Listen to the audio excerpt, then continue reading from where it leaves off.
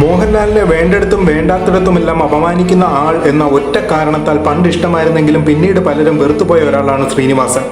എന്നാൽ വർഷങ്ങൾക്ക് മുമ്പ് ശ്രീനിവാസൻ എഴുതി വെച്ച പല കാര്യങ്ങളും തന്നെയാണ് ഇന്നും നമ്മുടെ രാഷ്ട്രീയത്തിലും സിനിമാക്കാരുടെ കാര്യത്തിലുമൊക്കെ നടക്കുന്നത് എന്നതാണ് യാഥാർത്ഥ്യം. പണ്ട് അഭിനയിക്കാനായി മാത്രം ഡയറക്ടർ പ്രിയദർശന്റെ അടുത്തെത്തിയ ആളായിരുന്നു ശ്രീനിവാസൻ.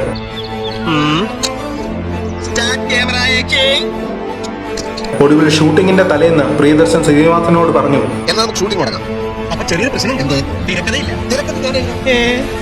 തിരക്കഥ എഴുതാനും അറിയോ?